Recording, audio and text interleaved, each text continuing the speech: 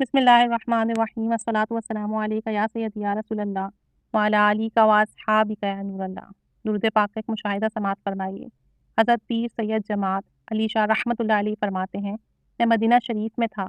ایک شخص کریم بخش لاہوری نامی جو 12 سال سے مدینہ شریف میں مقیم تھا، مواجہ شریف کے سامنے سلام پیش کرنے کے بعد کھڑا تھا۔ میں اس کا ہاتھ پکڑ کر اپنے مکان میں لے آیا اور اسے ایک کرتا دیا۔ میرے ساتھ ایک ساتھی نے اسے ایک قیمتی کوٹ، ایک نے پگڑی، ایک نے پاجامہ اور ایک نے چادر دی۔ اس نے سارے کپڑے چادر میں لپیٹ لیے اور کپڑے لیتے وقت کہا، جب آپ نے میرا ہاتھ پکڑا تھا اس وقت میں حضور نبی کریم صلی اللہ علیہ وآلہ وسلم کی بارگاہ اقدس میں عرض کر رہا تھا کہ آقا صلی اللہ علیہ وسلم میرے کپڑے پھٹ گئے ہیں۔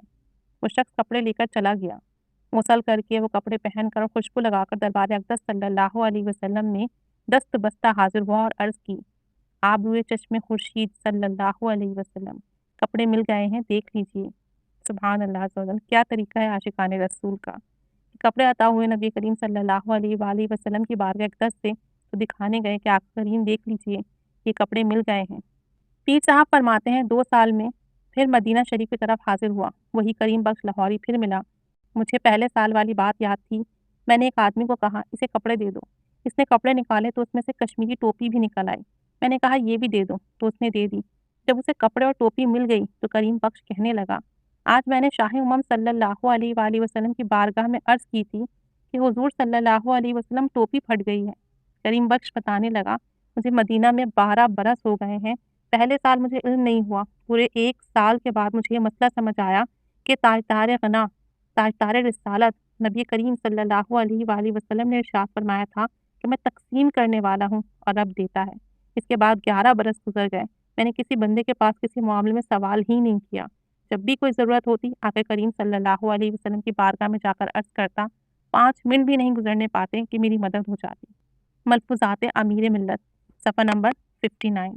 کیا ہی بات ہے، کیا ہی خوش قسمتی ہے کہ ہمیں کسی بھی قسم کی ضرورت ہو تو ہم یہاں وہاں جانے کے بجائے، در بدر بھٹکنے کے بجائے اس بات پر یقین رکھیں کہ نبی کریم صلی اللہ علیہ وسلم تقسیم کرنے والے ہیں اور اللہ عز و جل دیتا ہے۔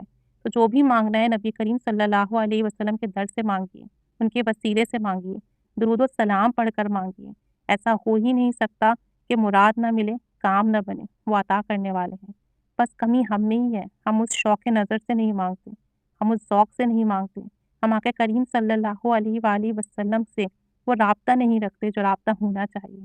اللہ تعالیٰ ہمیں درود و سلام پڑھنے کی توفیق عطا فرمائے کہ درود و سلام پڑھنے سے آقا کریم صلی اللہ علیہ وسلم اور بندے کے درمیان ایک رشتہ قائم ہو جاتا ہے، اور پھر جب ہم انہیں پکارتے ہیں تو ہماری پکار اور فریاد سنتے ہیں۔ اللہ تعالیٰ رحمت کی نگاہ فرمائے، سب کو نبی کریم صلی اللہ علیہ وسلم کی قربت، محبت، زیارت، شفاعت اور ان کے در کی حضوری عطا فرمائے۔ آمین بجاہ النبی الامین صلی اللہ علیہ محمد صلی اللہ علیہ وآلہ وسلم۔